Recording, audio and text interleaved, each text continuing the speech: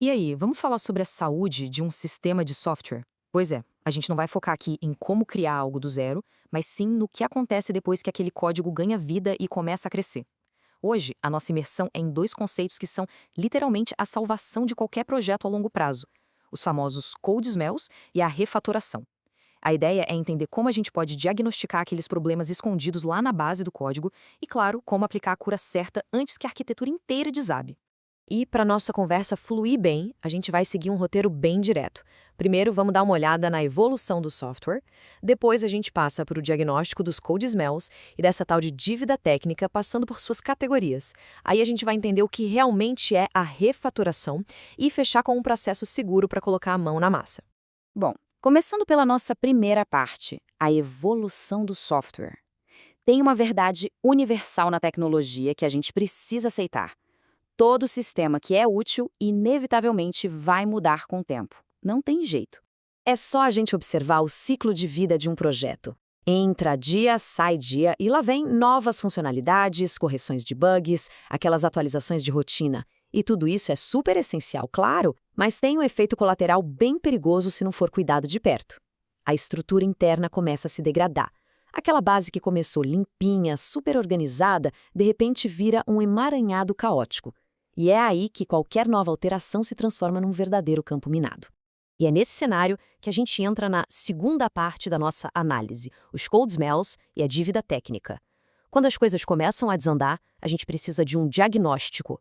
O nome técnico que a gente usa para esses sintomas é exatamente esse, cold smell, ou, numa tradução livre, mau cheiro no código. Aqui tem um ponto que é absolutamente crucial entender.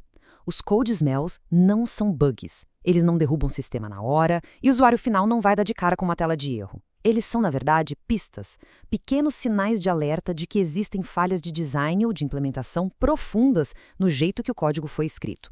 Imagina a seguinte cena. O computador está ali, ligado, processando os dados numa boa. Aparentemente, está tudo certo na superfície. Mas para quem precisa abrir e ler aquele código, a sensação é de um cheiro terrível.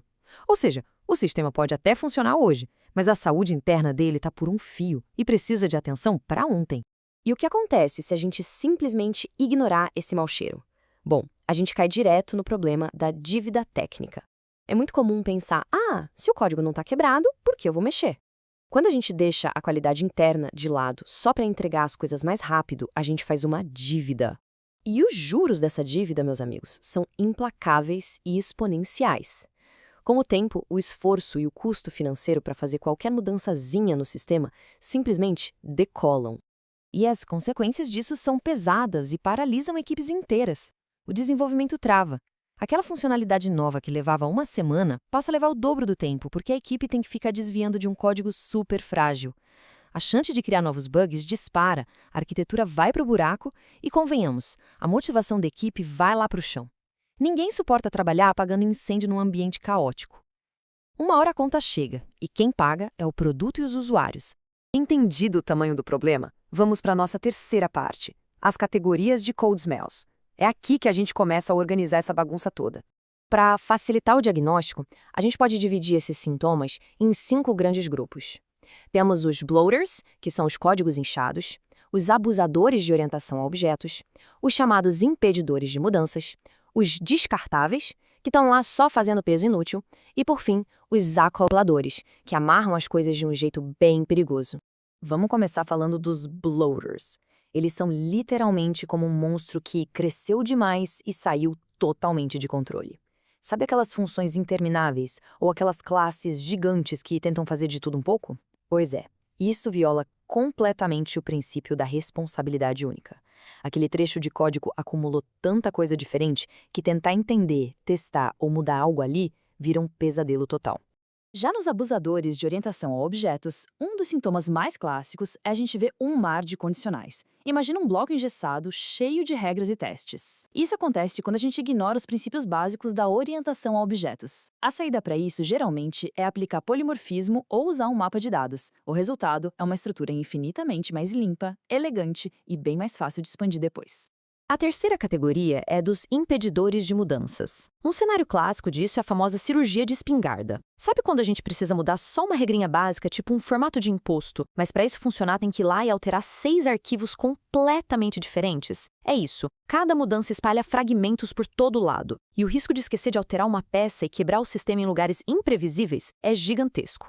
E aí a gente chega nos acopladores. Imagina livros amarrados uns nos outros com correntes pesadas. Isso ilustra perfeitamente a chamada intimidade inapropriada. É quando duas classes conhecem até demais os segredos íntimos uma da outra, dependendo absurdamente de detalhes internos. Tentar mexer em uma sem estragar a outra é quase missão impossível.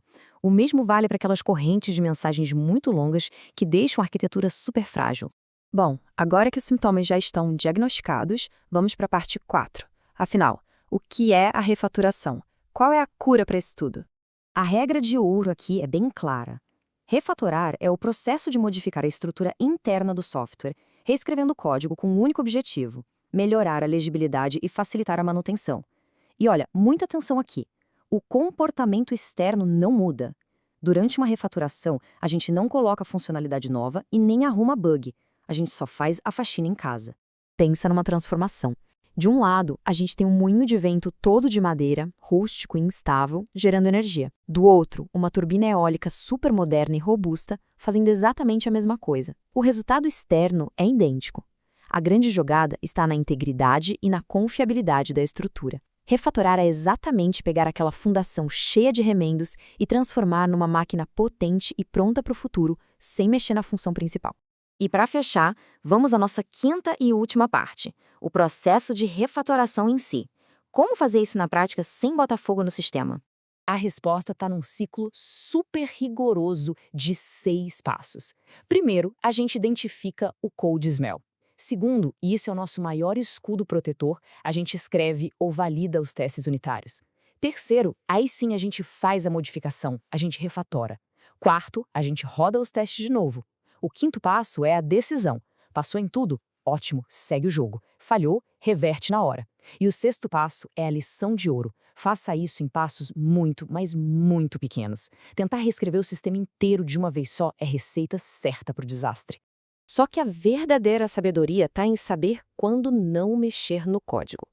Os benefícios da refatoração são enormes para reduzir a dívida técnica e a gente sempre tenta seguir a famosa regra do escoteiro, né? Sempre deixar o código mais limpo do que a gente encontrou. Mas a gente tem que saber recuar. Não rola refatorar se o código não tem testes cobrindo, se é um sistema que já vai ser desativado ou se simplesmente ninguém faz ideia do que aquele bloco complexo realmente faz. Entender esses code smells e ter a disciplina de aplicar a refatoração é o que separa um projeto duradouro daquele que vira um peso insustentável. E aí, para a gente fechar com essa reflexão crítica, olhando para os sistemas de hoje em dia, será que a arquitetura atual está exalando saúde plena? Ou será que ela está ali, quietinha, acumulando uma dívida técnica que em breve vai se tornar impagável? Fica aí o alerta para a gente sempre prestar muita atenção nesses sintomas.